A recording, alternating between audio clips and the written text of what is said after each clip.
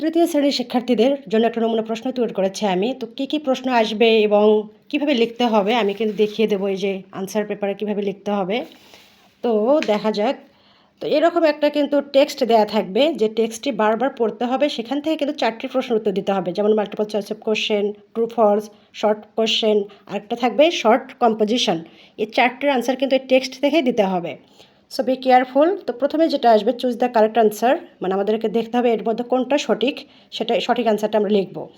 তো Sabiha is in class 1, 2, 3, of course 3, মানে এখানে দেয়া আছে I am in class 3, so এটা হবে রাইট আনসার।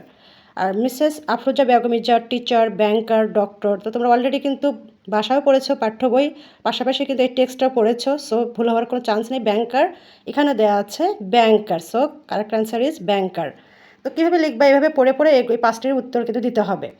এই যে এইভাবে দেয়া আছে এখানে কোশ্চেন নাম্বার 1 আনসার, তারপর আমরা নাম্বারগুলো তুলবো, তারপর 3 ব্যাংকার, সাবিহা স্টুডেন্ট, এইভাবে আমরা লিখে একটা ফিনিশিং লাইন দিয়ে দেব।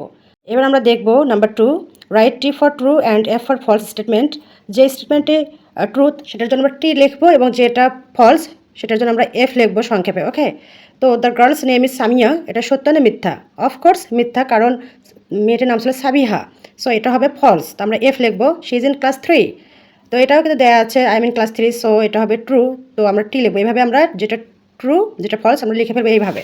এই যে এইভাবে কোশ্চেন নাম্বার 2 আনসার দিয়ে এইভাবে আমরা যেটা যা সেটা লিখে ফেলবো, এবং লাস্টে একটা ফিনিশিং লাইন দিয়ে দেবো। আর এখানে অলরেডি দেওয়া আছে যে answer the following questions. What is the girl's name, how many members are there in her family.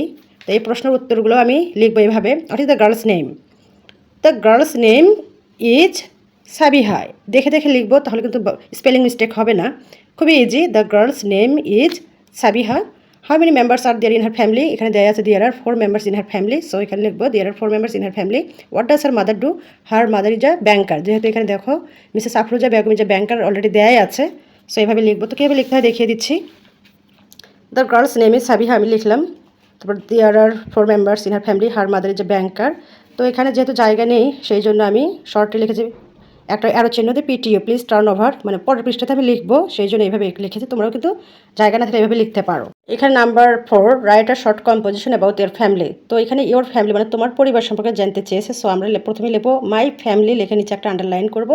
যদি একান্তই কারো প্রবলেম হয়, মানে কমন পড়ে নাই, মুখস্থ করার নাই, তারা কী কাজ করবে, এখান থেকে হেল্প নিতে পারো। এই যে টেক্সট থেকে আমরা হেল্প নিব, নিয়ে লিখবো। সেখানে নামটা চেঞ্জ করে দেবো, বাবা মায়ের নামটা চেঞ্জ করে দিব, দিয়ে তাদের পেশাটা চেঞ্জ হতে পারে বা ওই রকমও থাকতে পারে। এখান থেকে 5-7টি লাইন আমরা ওখানে তুলে দিব। আর যারা পারো, যারা মুখস্থ করছে তাদের জন্য কিন্তু এই সিস্টেম না, তারা আরও সুন্দর করে লিখতে পারো। যেহেতু প্রথমবার তোমাদের এরকম, সো তোমরা টেক্সট থেকেই হেল্প নিতে পারো। আমি লিখেও রেখেছি যে মাই ফ্যামিলি, এভাবে কোয়েশ্চেন নাম্বার আনসার দিয়ে মাই ফ্যামিলি এভাবে আমরা কিন্তু লিখবো, লিখে ফিনিশিং একটা লাইন দিয়ে দেব। তারপর 5 নম্বরে আমরা কিভাবে আনসার করব। Write the numbers in words any 10 out of 12। 12টার মধ্যে 10টি লিখতে হবে, যে কোনো 10টি। সো এটা কিন্তু ইন ওয়ার্ডস মানে কথায় লিখতে হবে। তো 8, 9 যেটা যেটা ইজি সেটা কিন্তু তুলে আমরা সমান চিহ্ন দিয়ে বানান করে লিখব। এই যে এইভাবে কিন্তু আমরা লিখতে পারি বানান করে করে। হ্যাঁ, আর 6 নম্বরে যেটা থাকবে make sentences any 5 out of 7। 7টির মধ্যে থেকে এখানে কিন্তু অনেক সময় পাংচুয়েশন মার্কটাও আসতে পারে, তো আমি এখানে সেন্টেন্স মেকিং দিয়েছি, বা ওটা আমি অ্যাড করতে পারি 6 নম্বর বা 7 নম্বরে। তো এখানে ফ্যামিলি, ফাদার, স্টুডেন্ট, ওল্ড, এগুলো যেটা আমার কাছে ইজি, যেগুলো আমার কাছে ইজি মনে হবে সেই ইজি সেন্টেন্স মেক করব। তো আমি এইভাবে কিন্তু ফ্যামিলি, ফাদার, স্টুডেন্ট এইভাবে কিন্তু সেন্টেন্স মেক করে এখানে দেখাচ্ছি। সো তোমরা যেভাবে পারো, যেভাবে খুশি, যেভাবে ইজি মনে হবে সেভাবে লিখবে। এবার নাম্বার 7 কিন্তু আছে এ কলাম, বি কলাম। হ্যাঁ, এই যে এখানে দেয়া আছে A column, B column, match the information. হ্যাঁ, এখানে এ বি সি ডি তার সাথে কোনটা হবে সেই সংখ্যাটা এখানে লিখে প্লাস চিহ্ন দিয়ে এইভাবে লিখবো। এই যে এইভাবে আমি কিন্তু লিখে ফেলেছি, এর সাথে কোনটা হবে, বির সাথে কোনটা হবে লিখে। এখানে সমান চিহ্ন দেওয়ার দরকার নেই বা আরও চিহ্ন দেওয়ার দরকার নেই। Sabiha is a student, her father is a teacher, her mother works in a bank, এভাবে লিখে ফেলবে। হ্যাঁ, যেটার সাথে যেটা হবে লিখে ফেলবে। 8 নম্বর আছে rearrange the words to make. হ্যাঁ, এখানে কিন্তু এলোমেলো করে দেওয়া আছে, ওয়ার্ডগুলো সাজিয়ে লিখতে হবে।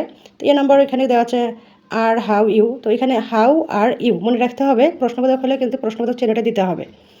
আর এখানে হাউ এইচটা কিন্তু ক্যাপিটাল লেটার হবে, প্রথম যে লেটারই থাকুক না কেন সেটা ক্যাপিটাল লেটার হবে। তো সাজিয়ে সাজিয়ে আমরা কিন্তু লিখবো উই প্লে ফুটবল, হবে। এই যে আমি দেখিয়ে দিচ্ছি কীভাবে লিখতে হবে, যেমন how are you, we play football, I am 8 years 8 years old এভাবে লিখতে হবে। আশা করি তোমরা বুঝতে পেরেছো। কেমন লাগলো জানাতে ভুলবে না। সবাই ভালো পরীক্ষা দাও। Best of luck.